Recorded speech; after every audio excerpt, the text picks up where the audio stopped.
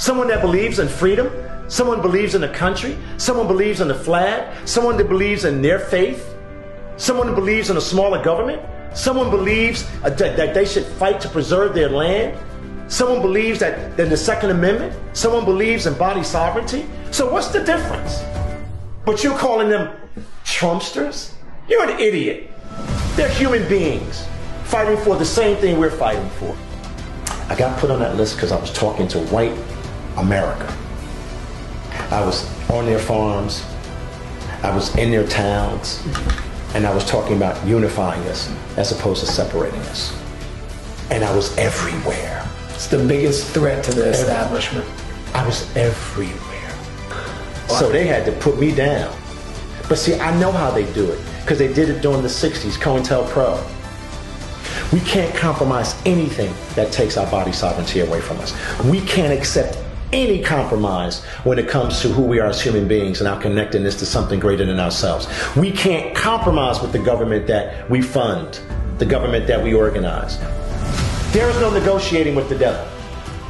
They already proved to us how they have captured every agency that really was working against us for decades anyway. That's why we're the sickest people in the world.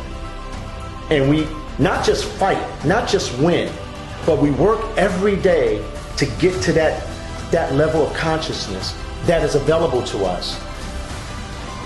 Things get better. And I think things are getting better. The new earth, the new planet, the new world is right there in front of us. If you'd asked me that question 2 years ago, I might say we're doomed, but not anymore. I don't believe it. I mean, speaking to 10 people can touch millions of people. So what do you think speaking to millions of people does? Because you don't know that butterfly effect. You don't know that chain reaction. You don't. And you don't have to know. Harriet Tubman, Seeking Freedom. Ida B. Wells, True Seeker. Nelson Mandela. Muhammad Ali. It was about his right to be a sovereign human being. These people now are not my heroes. These people don't even understand what those people went through. Being in Riverside Church in the 60s, and Martin Luther King walks to the podium knowing that what he's going to say is going to disrupt the establishment. It's just like when I spoke at the monument, I told you, I am standing up there talking about the same exact thing. A world of no bigotry, a world of no segregation, a world of no hate.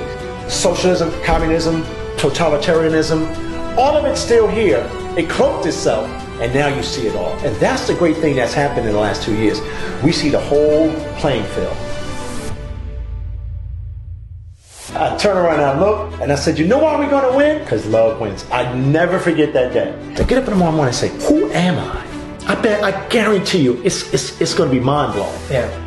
Because when you ask that question, who am I? You really, boy, you open up a Pandora's box. Yeah. I want you to inhale God and exhale fear.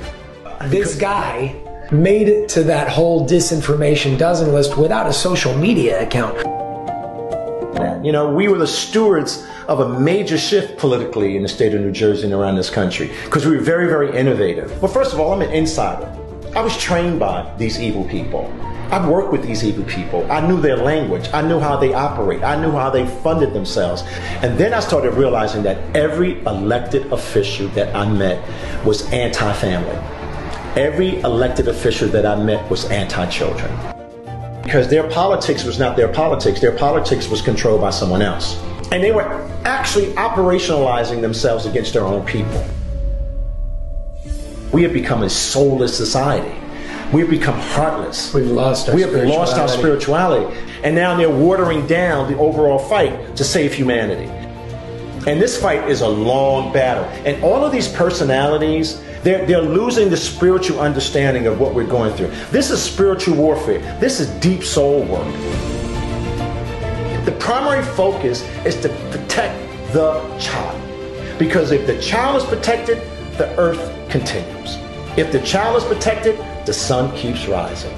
If the child is protected, we have a future. And they are attempting to destroy the child, the very essence of what a child is for this world.